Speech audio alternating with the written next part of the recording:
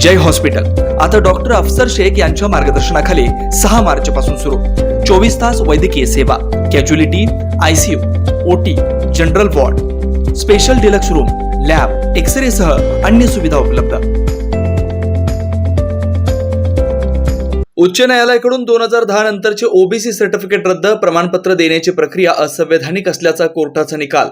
कोलकाता उच्च न्यायालयानं मोठा निर्णय दिलाय। कोलकाता न्यायालयानं 2010 नंतर दिलेले सर्व ओबीसी इतर मागासवर्ग प्रमाणपत्र रद्द केलेत। तसेच न्यायालयाने प्रमाणपत्र देण्याची प्रक्रिया असंवैधानिक असल्याचं म्हटलंय। न्यायालयाने 37 प्रवर्गात ओबीसी आरक्षण रद्द केलंय।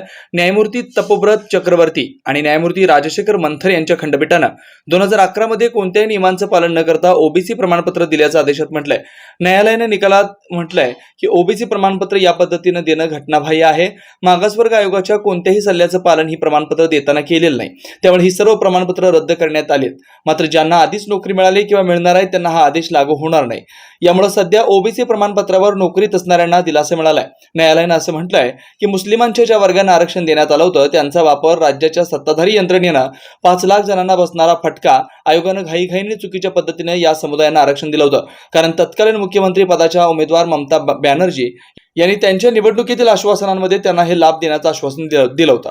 त्यानंतर सत्तेवर आल्यावर त्यांनी त्यांना आरक्षण देण्याचं आश्वासन दिलं होतं, अशी टिप्पणीही न्यायालयाने केली। ओबीसी प्रमाणपत्र रद्द करण्याचा कोर्टाचा निकालाचा फटका 5 लाख जणांना बसणार आहे। कोर्टाने आता पश्चिम बंगाल मागासवर्गीय आयोग अधिनियम 1993 नुसार ओबीसीची नवी यादी करणार असल्याचं म्हटलंय।